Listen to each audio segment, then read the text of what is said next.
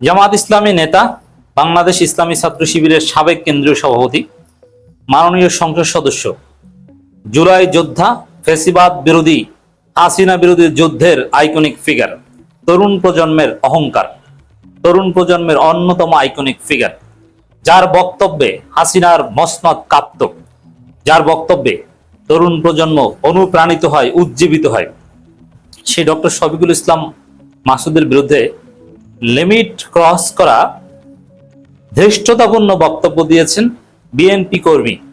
তাকে নেতা বলার কোনো সুযোগ নেই, কারণ বিএনপিতে তার কোনো পদ নেই।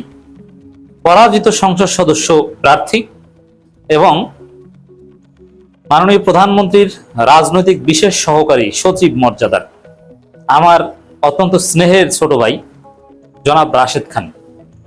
রাশেদ খান তারেক রহমানের মান সম্মান নষ্ট করছেন এবং তারেক রহমানের যে পলিটিক্যাল অ্যাপারেটাস, বিশেষ করে বিরোধী দলের সাথে যে সম্পর্ক, এটা তিনি নষ্ট করছেন এবং রাজনীতিতে উস্কানিমূলক কথাবার্তা বলছেন, আপত্তিকর কথাবার্তা বলছেন এবং তারেক রহমানকে এক কথায় ডুবাচ্ছেন। তারেক রহমানের মান শান এই রাশেদ খানের স্যাঁচরা কথার কারণে নষ্ট হচ্ছে। তারেক রহমানের মতো একজন প্রধানমন্ত্রীর রাজনৈতিক সহকারী, তার কথার মান যদি হয় এতটা নিচু, এতটা আপত্তিকর, এতটা সভ্যতা ভব্যতা বিবর্জিত, এটা প্রধানমন্ত্রীর জন্য অবমাননা করে। কি বলেছে আমি আসছি ডিটেলস, তার আগে বলিনি, আজকে পলাতক আওয়ামী শক্তি, আওয়ামী লীগের মধ্যে আমাদের অনেক কাছের ভাই ব্রাদার আছে যারা ছাত্রলীগ করতেন। আমরা যেহেতু একই সাথে হলে থাকতাম, রাশেদ, আমি সবাই একসাথেই হলে থাকতাম। তো সেখানে আমাদের বড় ভাই ছিলেন সিদ্দিকী নাজমুল, আর অনেক বড় বড় নেতা ছাত্রলীগের। রাশেদরাও তাদের পিছনে স্লোগান দিয়েছেন, আমরাও দিয়েছি। It's open secret. ছাত্র দলের আজকে যিনি ঢাকা বিশ্ববিদ্যালয়ের সভাপতি, তিনিও দিয়েছেন। এটা আমাদের চোখের সামনে দেখা করো না। অতএব তাদের সম্পর্কে আমরা জানি, রাশেদরাও জানে, আমরাও জানি। এবং শেখ হাসিনাকে তো রাশেদ খান মমতাময়ী মাই বলেছেন। হোয়াট এভার, এই আওয়ামী লীগের লোকজন, ছাত্রলীগের লোকজন পালাতক, বিশেষ করে যারা ঢাকা বিশ্ববিদ্যালয়ে পড়তো, এরা তো একটু ভালো জায়গায় পালাতক। যারা একদম খারাপ জায়গায়, তারাও ভারতে মোটামুটি নিরাপদে আছেন। আর কেউ কেউ ইউরোপে চলে যেতে পেরেছেন, কেউ লন্ডনে আছেন, কেউ বেলজিয়ামে আছেন, কেউ প্যারিসে আছেন, কেউ নিউ ইয়র্কে আছেন। এদের সাথে অনেক সময় আমাদের কথাবার্তা হয়, যোগাযোগ হয়, মাঝে মাঝে আমরা খোঁজা দিই, কেমন লাগে মানুষ তো। আবার আমাদের অনেক ক্লাসমেট, কেউ কেউ জেলে, কেউ পালাতক। তখন তাদেরকে আমরা স্মরণ করি যে তোমরা যে বাড়াবাড়ি করেছিল তার ফল এটা, আল্লাহর পক্ষ থেকে শাস্তি। তো তারা মাঝে মাঝে কিছু কথা বলেন, তার মধ্যে একটা কথা এখানে স্মরণ করি, যেটা তারেক রহমানের জন্য খুব রিলেভেন্ট এবং রাশেদ খান রিলেটেড। কি সেটা?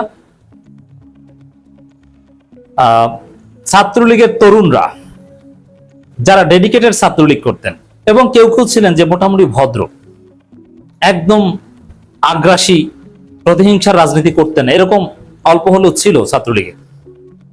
মোটামুটি ভালো ছাত্র ছিলেন বা একটা সুন্দর ক্যারিয়ারের স্বপ্ন দেখতেন, নেশা করতেন না, এরকম অল্প দুই একজন ছিল।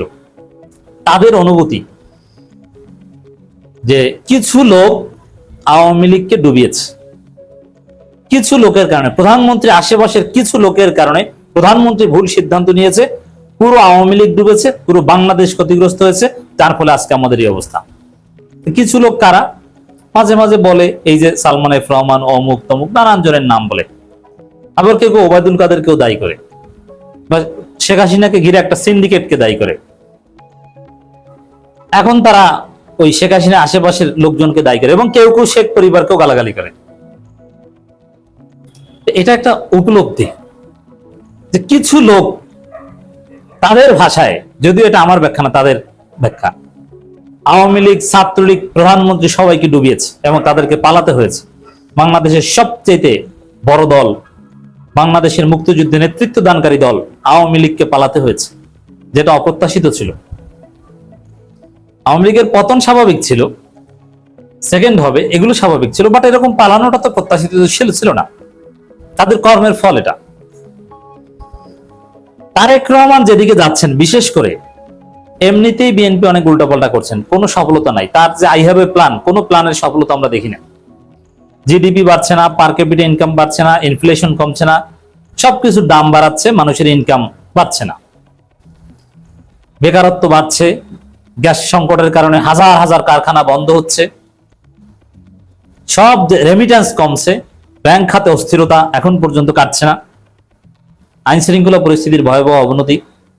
এর মধ্যে আবার ভারতের তীব্র ষড়যন্ত্র, শেখ হাসিনাকে নিয়ে ভারত, যুক্তরাষ্ট্র এবং ইসরায়েল মিলে তারেক রহমানের বিরুদ্ধে ষড়যন্ত্র করছে, বিএনপি সরকারের বিরুদ্ধে ষড়যন্ত্র করছে।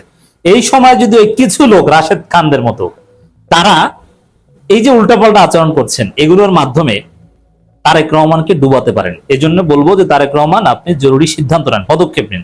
ওই কিছু লোককে আইডেন্টিফাই করে আপনার আশেপাশ থেকে সরান। এই কিছু লোক আপনার পতনের কারণ হবে, এই কিছু লোক আপনাকে ডুবাবে। সে কিছু লোক কারা, মাঝে মাঝে আমরা ধারণা দিই, কর্নেল ওলি মাঝে মাঝে ধারণা দেন। কিছু লোকের মধ্যে একজন হচ্ছে রাশেদ খান। এই রাশেদ খান যে কোনো বিদেশি শক্তির দালাল এটা বলছি না, কিন্তু রাশেদ খান কথাবার্তায় বেপরোয়া, কথাবার্তার সাইজ ঠিক নেই, মাপ বোঝে না, প্রবীণ রাজনীতিবিদদের সামনে বেয়াদবিমূলক কথাবার্তা বলে, যাদেরকে সর্বোচ্চ সম্মান দেন প্রধানমন্ত্রী নিজে, যেমন কর্নেল ওলি, জিয়া পরিবারের অত্যন্ত ঘনিষ্ঠ এবং বিশ্বস্ত একজন লোক। জিয়াউর রহমান যাকে সর্বোচ্চ মাপের বিশ্বাস করতেন, খালেদা জিয়াও যাকে বিশ্বাস করতেন, খালেদা জিয়া জেলে থাকা অবস্থায় যার সাথে যোগাযোগ করতেন, সেই কর্নেল ওলি সম্পর্কে কর্নেল ওলির নাতির বয়সী রাশেদ খান যে ভাষা সমালোচনা করেছে, এটা আপত্তিকর। সমালোচনা করতে পারে, যে কারো সমালোচনা যে কেউ করতে পারে, রাজনীতিতে সমালোচনা এটা একটা আর্ট, গণতন্ত্রের পার্ট, কিন্তু শব্দ চয়নের একটা লিমিট আছে। তারেক রহমান যাকে সম্মান দেন, যিনি ভুল করলো তিনি এড়িয়ে যান, এরকম একটা অবস্থা আছে। রাশেদ খান তাকে অনেকটা গালির ভাষায় সমালোচনা করেন। এই রাশেদ খান তারেক রহমানকে ডুবাবে, এই জন্য আমি বলছি। এবার রাশেদ খান কি করছে? ডক্টর শফিকুল ইসলাম মাসুদ, তিনি একজন সংসদ সদস্য, খালেদা জিয়া যাকে অত্যন্ত পছন্দ করতেন, খালেদা জিয়া যখন শফিকুল ইসলাম মাসুদকে পছন্দ করতেন, তখন তো এই রাশেদ খানের রাজনৈতিক জ্ঞানের বয়স হয় নাই। দর্শক, আজকে তিনি বলছেন যে ডক্টর শফিকুল ইসলাম মাসুদ বিরাট সন্ত্রাসী, আমরা প্রমাণ পেয়েছি। তিনি নাকি সচিবালয়ে এই করতেন, সেই করতেন, কর্মচারীদের ধরে আনতেন, আগুন দিয়ে পুড়িয়ে ফেলতেন, বিধ্বংসী আচরণ করেছেন, এরকম হাবি জবি কথাবার্তা বলছেন। এটা চরম মাত্রার দৃষ্টিকটু কথা, আপত্তিকর কথা। এই ধরনের আপত্তিকর বক্তব্যের তীব্র নিন্দা প্রতিবাদ জানাচ্ছে। এটা রাশেদ খানরাও জানার কথা। It's very simple. বিরোধী দল সচিবালয় ঘেরাও কর্মসূচি, দূতাবাস ঘেরাও কর্মসূচি, অমুক ঘেরাও তমুক ঘেরাও দেয়, কর্মসূচি দেয়। এই ধরনের কর্মসূচি অনেকটা প্রতীকী। এই ধরনের কর্মসূচির ফলাফল কি এটা সবাই জানে, যে একটা নির্দিষ্ট জায়গায় পুলিশ তাদেরকে আটকে দিবে এবং ওখান থেকে তারা ফিরে আসবে, কিন্তু পুলিশের সাথে কিছু বাকবিতণ্ড হবে। ঘেরাও মানে এখানে কখনো বলেনি যে আমরা সহিংস ঘেরাও করবো, আগুন দিব, এটা জাস্ট প্রতীকী একটা ঘেরাও, যাতে তাদের আমির জামাত নিজে বলেছেন, যাতে তাদের কানে পানি যায় যে না আমরা আন্দোলন করছি। সচিবালয়ে যারা দায়িত্ব পালন করছে তারা যেন বুঝে যে না জনগণ সোচ্চার, অতএব সমস্যা সমাধান করতে হবে, এরকম একটা বার্তা। এটা একদম ডেমোক্রেটিক এবং পিসফুল একটা মুভমেন্ট, যে মুভমেন্ট বাংলাদেশে অনুমোদিত, যে কর্মসূচির পুলিশ কোঅপারেট করেছে বাস্তবে, কেউ কিছু বলেনি, কিন্তু রাশেদ খান শফিকুল ইসলাম মাসুদকে সন্ত্রাসী বলে দিয়েছে।